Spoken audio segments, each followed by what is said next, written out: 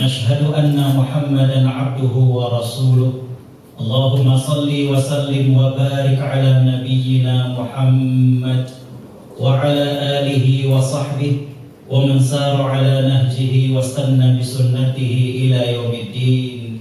قال الله عز وجل في كتابه الكريم: أعوذ بالله من الشيطان الرجيم ومن أحسن قولا ممن دعا إلى الله وعمل صالحا وقال إنني من المسلمين. Sadaqallahul azim. Yang kita selalu doakan dan tentunya kita cintai karena Allah, para pembina MTTG, kemudian ketua MTTG pusat dan juga para perwakilan dari berbagai daerah. Tentunya tidak kata yang pantas kita lantunkan di pagi jelang siang ini melainkan ucapan syukur alhamdulillah. Selain Allah memberikan kesempatan hidup, kesehatan, Allah juga pilih kita untuk menjadi pembawa risalah dakwah Allah Subhanahu wa taala. Ini tidak semua karyawan dan tidak semua manusia, tidak semua muslim mau dan mampu untuk mengemban daripada kemuliaan ini. Allah Subhanahu wa taala menjelaskan tadi dalam Al-Qur'an dalam surat Fussilat yang artinya, dan adakah yang lebih bagus? Ucapan para ahli tafsir mengatakan bukan cuma ucapan, tapi obrolan, pemikiran, kumpulan, musyawarah yang di sana memikirkan dakwah kepada Allah Subhanahu wa taala. Kita berharap dan berdoa mudah-mudahan Allah berikan istiqomah kepada kita dan kelak Allah wafatkan kita dalam keadaan husnul khatimah. Amin ya rabbal alamin. Tak lupa salawat dan salam kita haturkan kepada panutan kita Nabi Muhammad sallallahu alaihi wasallam. Sosok yang istimewa, kita belum pernah berjumpa dengan beliau, tapi Allah titipkan rasa cinta di hati kita, kerinduan yang begitu mendalam dalam sanubari kita. Bahkan kalau dengar sahabat, kerabat berangkat haji atau umroh, apalagi mereka mengabadikan momen ketika melewati makam Nabi SAW seraya melampaikan Assalamu alayka ya Rasulullah, Assalamu alayka ya khaira khalqillah, terasa mengharu biru dalam hati kita. Mudah-mudahan sebagaimana kita cinta tanpa pernah berjumpa, Allah muliakan kita untuk dapat berjumpa bahkan satu surga dengan Nabi SAW di akhirat kelak. Amin ya rabbal alamin. Hari ini zuhur, sebenarnya di yayasan kami ada peresmian masjid kampung yatim, tapi ketika saya dihubungi bahwa ini adalah munas para pejuang-pejuang dakwah di lingkungan Majelis Taklim Telkom Group, saya menyanggupi bismillah, karena ini merupakan momen yang sangat-sangat berharga sekali. Tema yang diamanahkan kepada kami adalah iman melahirkan profesionalisme dan peradaban unggul dan berkah. Waktu tidak panjang, saya hanya menyiapkan kurang lebih 4 slide. Next. Hadirin hadirat para penduduk surga Allah Subhanahu wa taala. Ada satu hal yang menarik adalah bahwa ketika Nabi SAW di Mekah, kemunafikan itu belum ada. Nifak itu baru ada ketika sudah di Madinah. Ada satu fakta yang tidak bisa kita lupakan adalah bahwa surat yang kedua yang Allah turunkan setelah Al-Alaq ayat 1 sampai ayat 5 adalah surat Al-Muzammil. Jadi surat Al-Muzammil itu berisi 20 ayat, turun 2 kali. Pertama kali turun ayat pertama sampai ayat 19, dan di situ kemudian ada perintah qumil laila illa qalila. Aisyah radhiyallahu anha meriwayatkan dalam hadis yang diriwayatkan oleh Imam Bukhari bahwa selama 13 bulan setelah turunnya perintah tersebut, para sahabat diwajibkan tahajud dan qiyamul lail. Inilah madrasah malam yang dilakukan daripada Allah Subhanahu wa taala untuk para sahabat Nabi SAW. Makanya kita dapatkan bagaimana kekuatan keimanan para sahabat yang sangat luar biasa. Hadirin khotbah iman rahimakumullah. 13 tahun Nabi SAW berdakwah di Mekah. Menurut para ahli sejarah tidak lebih dari 157 sahabat yang dikategorikan sebagai muhajirin. Ya, kawan-kawan kalau ketemu kita ujian, masih ingat nggak fakta-fakta ini? Karena nggak direkam. Ya. 157 ini, tapi sebagian besarnya adalah termasuk sahabat yang dijanjikan surga. Ini kan para pembina majelis taklim, saya mau bertanya, ada berapa sahabat yang dijanjikan surga? Biasanya 10, itu kurang tepat. 10 itu belum termasuk Bilal bin Rabah. Ya. Tapi kalau hadirin kumpulkan riwayat-riwayat yang sahih, jumlah sahabat yang dijanjikan surga ada 38 sahabat. 7 diantaranya adalah sahabat wanita, 3 diantaranya istri Nabi SAW, Aisyah radhiyallahu anha, Hafsah binti Umar radhiyallahu anha, dan juga Khadijah radhiyallahu anha. Satu putri beliau yaitu Fatimah binti Muhammad SAW, dan satu yang dikenal sebagai wanita yang pertama kali gugur dalam Islam, dia adalah Sumayyah radhiyallahu anha. Saya ingin kembali bahwa dari 38 ini rata-rata muhajirin. Ya. Rahasianya adalah bagaimana pendidikan daripada keimanan para sahabat di Makkah. Itulah yang menjadikan bagaimana kekuatan daripada program-program ruhiyah ataupun program-program keimanan. Karena iman itu adalah fondasi. Bagaimana dengan keimanan yang kuat, banyak hal yang kemudian bisa bermunculan. Ketika keimanan kuat, ibadah menjadi lebih bersemangat. Bapak Ibu merasakan kalau keimanan kita sedang kuat, baca Quran kayak ketagihan. Ya. Kita rencananya habis sholat, ya selembar lah. Tapi kita merasakan adanya kenikmatan. Ya. Ketika Bapak Ibu bersedekah dan berbagi, saya sering mengucapkan kalimat ini, mudah-mudahan Bapak Ibu bisa menghafalnya. Sebuah pemberian, sebelum bermanfaat bagi orang yang menerima, dia bermanfaat bagi kita yang memberi. Gimana kalimatnya? Sebuah pemberian sebelum bermanfaat bagi orang yang menerima, dia akan bermanfaat bagi kita yang memberi. Bapak Ibu ketika berbagi makanan buka puasa buat anak yatim, adzan maghrib belum berkumandang, mereka belum menikmati nasi kotak yang kita bawa. Tapi kita lihat anak yatim membuka sedikit nasi kotak dan kemudian mengikut temannya ayam goreng.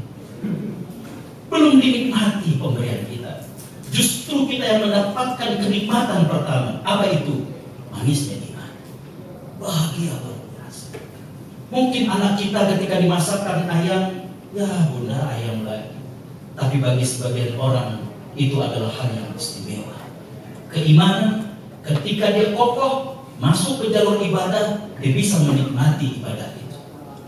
Itulah yang dalam istilah agama disebut dengan taufik. Kita sering mendengar istilah taufik. Bahkan beberapa orang namanya adalah taufik. Para ulama mengatakan taufik adalah taste dalam beribadah, rasa dalam beribadah. Dulu salafus soleh itu sangat takut kalau mereka berdosa bukan dihukum oleh Allah yang mereka takuti, tapi mereka takut rasa beribadah mereka dicabut dari hati-hati mereka, sehingga mereka beribadah dengan hampa dan tidak merasakan taufik dalam ibadah mereka. Mungkin kita juga pernah mengalami hal itu ketika kita melakukan dosa, habis sholat kemudian kita terduduk, tadi kita ngapain ya? Tapi pernah ketika keimanan kita sedang membumbung tinggi, begitu syahdunya kita sholat, begitu enaknya kita sholat. Bahkan kalau kita bermakmum dari seorang imam yang bacaannya bagus, makhorijul hurufnya fasih, terkadang kita bisa meneteskan air mata walaupun kita tidak paham. Iman ketika masuk dalam ibadah itulah lain. Ketika masuk dalam perilaku, maka yang ada adalah bagaimana profesional, ya. Bagaimana kemudian amanah, disiplin, jujur. Ini nampaknya tema tentang integritas ini hampir semua BUMN mengangkat tema itu di Ramadan kali ini.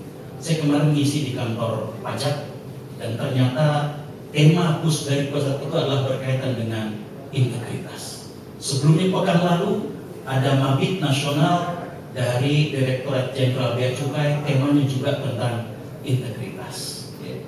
Jadi keimanan ketika masuk ke dalam perilaku ini menjadi akhlak yang mulia, profesional. Itulah rahasianya Nabi SAW kemudian saat di Mekah itu yang dilakukan oleh Nabi SAW. Next. Kalau kita ingin membangun, kalau hanya sekedar maaf warung yang hanya di pinggir jalan, nggak perlu pakai pondasi. Tapi kalau kita ingin membangun rumah, tentu kita mesti pakai pondasi. Berbeda kalau kita ingin membangun gedung seperti Telkom Hub seperti ini. Bagaimana pondasinya harus kokoh. Kalau kemudian pondasinya tidak kokoh, Allah menggambarkan bagaikan bangunan di pinggir jurang. Itulah keimanan.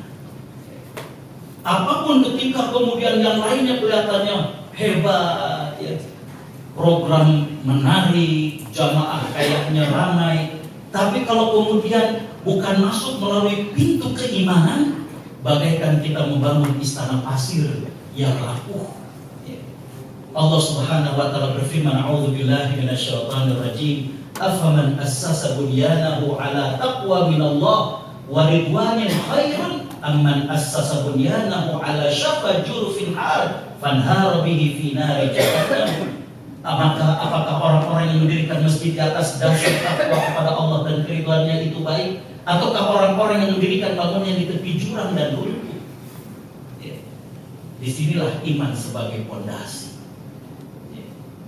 Sebelum kemudian kita masuk kepada yang lainnya, bagaimana penanaman hati.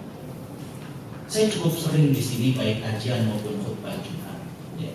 Tapi kita jangan terlalu jumawa juga, karena target daripada dakwah itu adalah bagaimana kemudian pembentukan yang disebut dengan tadayun sya'bi, tingkat beragama karyawan yang semakin meningkat. Jadi karena itu hadirin khotimah rahimakumullah, bagaimana kemudian yang sudah ke masjid, alhamdulillah, yang belum bagaimana menggapai ini.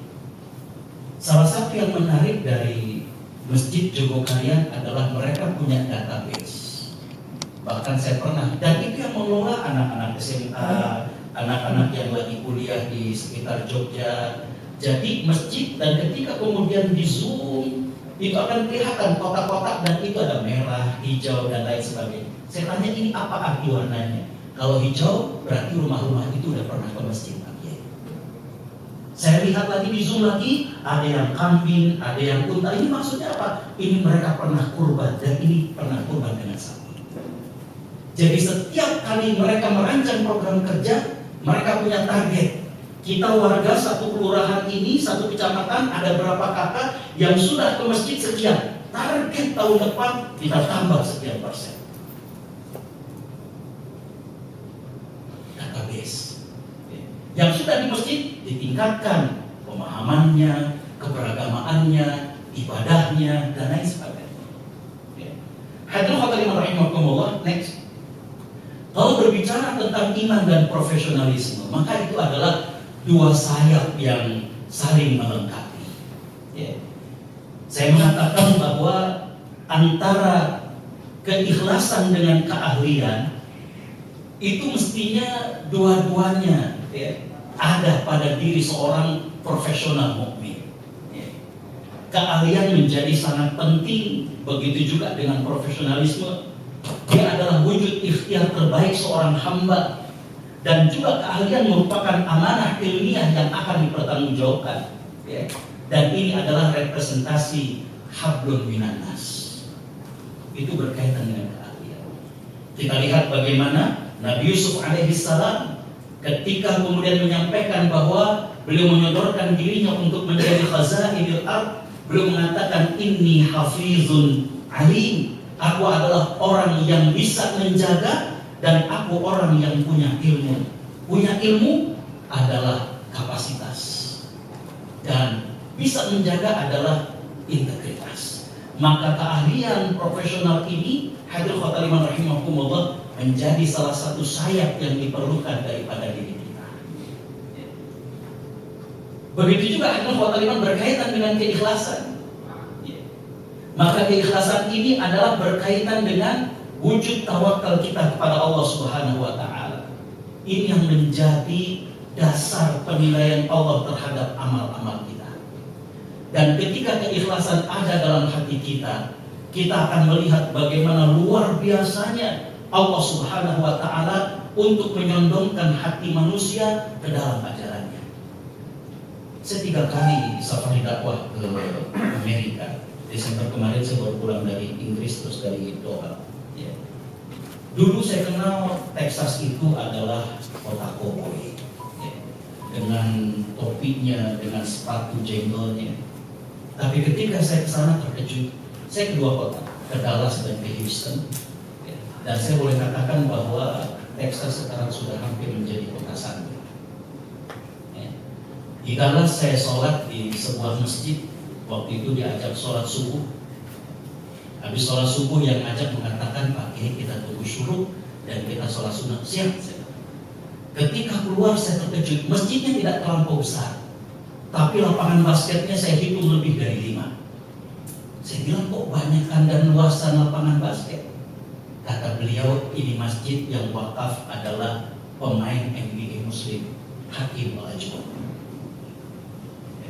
Dan yang menariknya adalah Sabtu dan Ahad itu beliau ngajak kepada anak-anak Gen Z untuk berlatih basket. Lihat pendekatan dakwah. Yang menariknya lagi adalah ketika pengajian dengan youth teenager, anak-anak Gen Z, beliau tidak menyampaikan tentang apa enggak. Mereka kemudian dibagi. Kamu itu kira-kira mengidolakan sahabat siapa? Oh, saya Utsman bin Affan, gimana kaya dan kemudian dermawan. Oh, saya Umar bin Khattab. Silakan. Kemudian ketika pengajian berikutnya masing-masing presentasi. Jadi Gen Z itu senangnya dilibatkan. Ya. Kalau kemudian penyampaian satu arah, mohon maaf, paling ngetop 10 menit. Setelah itu gerak-gerak, mainin headset. Perlu metode yang baru. Ya. Jadi bukan salah konten yang kita sampaikan, tapi perlu metode yang baru. Ya. Mereka perlu dilibatkan, nanti tinggal diluruskan. Ya. Jadi hadirin khotaliman rahimakumullah, ya. Saya mengatakan keahlian tanpa keikhlasan adalah sombong. Tapi keikhlasan tanpa keahlian adalah kecerobohan. Bapak Ibu bisa buka dalam hadis Arba'in. Nabi SAW di situ ada 2 hadis tentang ihsan. Yang pertama hadis nomor 2 berkaitan tentang bagaimana kita merasa diawasi oleh Allah Subhanahu wa taala. Yang satu lagi adalah hadis berkaitan tentang innallaha katabal ihsana ala kulli syai'. Dua-duanya mengajarkan kepada kita, yang satu berkaitan tentang motivasi yaitu keikhlasan, yang satu lagi adalah berkaitan dengan cara profesional itu. Kata Nabi SAW adalah ketika engkau hendak menyembelih, kau tajamkan pisaunya dan kau buat istirahat daripada hewannya. Artinya apa? Profesional itu adalah ketika kita mampu membuat detailing dalam rencana program kerja kita. Jadi jelas ini PIC siapa, goalsnya apa, kemudian ininya apa. Ya. Makanya sering saya katakan kalau kita mau lihat, ya, kita mau beli rumah, pemborongnya ini profesional atau tidak, lihat saja sudut-sudut dari dinding. Lancip nggak? Kalau bengkok-bengkok atau masang keramiknya ada yang nimbul-nimbul, itu nggak profesional. Karena dalam detailing itulah seseorang akan kemudian dilihat bagaimana profesional atau tidak. Next, saya masuk tentang peradaban. Ini karena waktu, maka kemudian saya buat begini saja. Bapak Ibu kalau pergi ke tanah suci akan merasakan aura yang berbeda ketika di Madinah. Karena memang di Madinah Nabi SAW yang membangun peradaban. Ya. Ada 4 hal yang menarik yang dilakukan ketika Nabi hijrah. Yang pertama adalah Nabi SAW merubah nama Yathrib menjadi Madinah. Madinah artinya adalah kota. Dipinjam bahasa tersebut dalam bahasa kita dan bahasa Melayu, tamadun, yang artinya adalah peradaban. Seolah-olah Nabi ingin mengajarkan kepada kita bahwa yang disebut dengan orang kota adalah orang yang memiliki adab, berperadaban. Kan dari kata itu. Ya. Maka kalau kita berbicara tentang peradaban, Nabi melakukan hal yang pertama adalah membangun masjid. Bahkan sebelum beliau membangun rumah beliau sendiri, yang pertama kali beliau bangun adalah masjid. Ini adalah pesan kepada kita bahwa yang dimaksud dengan peradaban Islam bukan dilihat daripada bangunan yang megahnya, bukan dilihat dari berapa banyak buku para ilmuwan yang diterjemahkan ke bahasa asing, tapi bagaimana tingkat daripada spiritual daripada masyarakat. Makanya Syekh Mahmud As-Salabi mengkritisi beberapa pandangan yang mengatakan masa kejayaan Islam itu di masa Abbasiyah. Ya. Kata beliau, masa kejayaan Islam itu di zaman Nabi SAW. Di masa Abbasiyah, yang indikatornya hanya bagaimana luasnya wilayah Islam, menjulangnya bagaimana kota di Baghdad, bagaimana kemudian kitab-kitab para ulama diterjemahkan ke bahasa lain. Tapi kata beliau, kita perhatikan sekian abad Daulah Abbasiyah berkuasa, berapa banyak di antara mereka yang dibunuh, dikudeta, digulingkan. Adakah itu yang disebut dengan peradaban? Peradaban itu adalah ketika keimanan itu membumbung tinggi. Dan itulah di masa Nabi SAW, bagaimana para sahabat begitu taat kepada Allah Subhanahu wa Ta'ala, bagaimana para sahabat begitu solid satu dengan yang lain. Satu fakta saja, Bapak Ibu, perang Uhud itu para sahabat kalah atau menang? Menang. Target orang kafir itu dua, membunuh Nabi Muhammad SAW, kedua menguasai Madinah, dan itu tak tercapai. Dan yang menariknya adalah bahwa, ini mohon maaf, saya jurusan hadis S1 S2 S3, Bapak Ibu bisa cari dalam riwayat, tidak ada satupun hadis di situ para sahabat mengkritik sahabat yang turun daripada bukit pemanah. Kita saja yang terkadang ketika menceritakan dalam tanda petik lancang, seolah-olah menyalahkan sahabat yang turun. Tapi gak pernah antum dapatkan satupun riwayat sahabat menyalahkan sahabat yang lain. Gak pernah kita dapatkan riwayat gara-gara antum turun dari bukit, Nabi sampai gerahamnya berdarah. Gara-gara antum turun dari bukit, Hamzah kemudian syahid. Gara-gara antum turun dari bukit, maka kemudian Thalhah bin Ubaidillah bersimbah darah dan kemudian terjerembab. Kita saja yang terkadang lancang menceritakan hal itu. Kan ini menunjukkan apa? Sahabat itu solid. Bukankah ini suatu hal yang luar biasa? Kita ada kesalahan dikit, karena udah bilang begitu kadang. Di mana ukhuwah?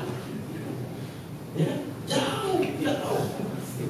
Makanya kata Syekh Mahmud As-Salabi, itulah masa kejayaan Islam. Kalau itu terjadi zaman kita, misalnya nanti kata Pak Hendra, ada Zuhur, ada pertanggung jawaban, wah habis. Antum Nabi di sana bukan turun, tuh Nabi jadi berdarah-darah, kan dalam riwayat begitu. Hamzah sampaikan, tapi nggak pernah kita dapatkan riwayat itu. Makanya hati-hati ketika menceritakan sesuatu berkaitan dengan sejarah para sahabat. Saya ada kajian di kantor pajak secara berseri, dan sebelum jadi habis sahabat yang dijanjikan surga, sekarang para tabi'in, ya, biasanya kita istighfar dulu sebelum kajian. Kenapa? Karena waktu 40 menit, 50 menit dari zuhur sampai jam 1 kita tidak mampu untuk menceritakan kehebatan mereka secara sempurna.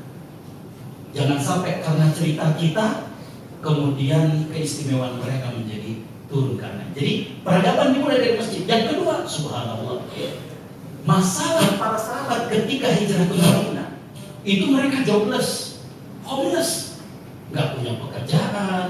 Di Mekah mereka pedagang, di Madinah kebanyakan adalah pekebun, ya. Mereka nggak punya rumah. Yang dilakukan Nabi adalah bagaimana kekuatan persaudaraan dan kebersamaan. Ya.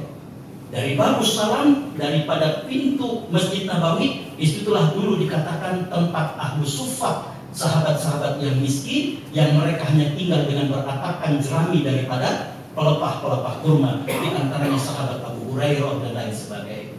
Bagaimana program-program MTTD bisa menyentuh hati? Karena apa? Innama tunsuruna wa turzaquna bi du'afaikum. Kalian akan dimenangkan dan kalian akan diberkahi karena orang-orang lemah di antara kalian. Yang terakhir adalah bahwa baru 1 tahun Nabi dengan para sahabat di Madinah, terus diwajibkan zakat fitrah di bulan Ramadan. Habis Ramadan diwajibkan zakat harta. Tapi yang menarik, para sahabat tidak memahami itu cuma sekedar mengeluarkan 2,5%. Tapi apa? Para sahabat memahami bahwa ini adalah pesan dari Allah agar umat memiliki kekuatan ekonomi. Kalau hanya 2,5%, apa yang maksud? Tapi bagaimana ini adalah pesan untuk kekuatan ekonomi?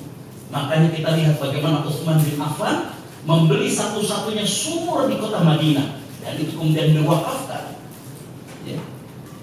Para sahabat bukan cuma sekedar mengeluarkan zakat, tapi wakafnya. Kalau zakat kan hanya sampai nisab. Ya. Bahkan kemarin kami pertemuan dengan MUI berkaitan dengan zakat pendapatan dan zakat harta dan lain sebagainya karena harga emas yang luar biasa fluktuatifnya. Ya. Hari Senin kemarin sampai 3,1 juta untuk emas 24 karat. Ya. Jadi hadirin khotbah rahimahumullah, tapi kalau wakaf semua bisa melakukan. Makanya para sahabat mengatakan hampir tidak ada satupun sahabat melainkan mereka berwakaf. Ya, karena apa? Wakaf itu nggak ada nisab. Siapapun tidak bisa berwakaf. Jadi itu adalah pesan tentang bagaimana kemandirian ekonomi umat. Dan inilah yang kemudian disebut dengan peradaban. Mulainya dari mana? Dari yang namanya keimanan. Ya. Hadirin khotbah rahimahumullah, satu lagi poin terakhir. Ada buku bagus, judulnya adalah Sumbangan Islam Terhadap Ilmu Pengetahuan, karangan Profesor Dr. Radhi Astirjani. Ketika saya ke Vienna, ke Austria, ada juga buku judulnya Islamic Contribution. Di situ cerita tentang bagaimana ilmuwan Muslim telah memberikan sumbangan terhadap peradaban. Tapi di kata pengantar itu yang menarik. Kata beliau, apa yang membuat ilmuwan Muslim sampai menemukan perkara-perkara yang spektakuler? Mereka melakukan hal itu adalah sebagai bagian dari ta'abbud, beribadah kepada Allah Subhanahu wa Ta'ala. Maka penemuan ilmuwan Muslim tidak ada yang kontraproduktif untuk kehidupan manusia. Semuanya bermanfaat. Itulah iman. Kalau bukan karena waktu saya akan teruskan. Saya pernah ceramah di Harvard, itu aulanya banyak sudut. Ternyata itu ngambil dari salah seorang ilmuwan Muslim, arsitek Muslim, bahwa dengan banyak sudut, dan itu yang kita lihat di Masjid Al-Azhar, Masjid Al-Qarawiyyin di Damaskus, adalah agar kemudian suara penceramah ataupun khatib bisa kedengaran sampai kemudian ke ujung, walaupun tidak menggunakan pengeras suara. Dan itu dipakai. Salah satu peninggalan daripada ilmuwan Muslim. Oke. Saya kira demikian. Next. Terus. Jazakumullah khairan, selamat Munas. Mudah-mudahan Allah memberikan keberkahan kepada antum semuanya. Orang Arab ada perkataan al-labibu bil bisyarati yafhamu. Orang yang cerdas dengan isyarat saja dia faham. Gak perlu ada kertas kecil pakai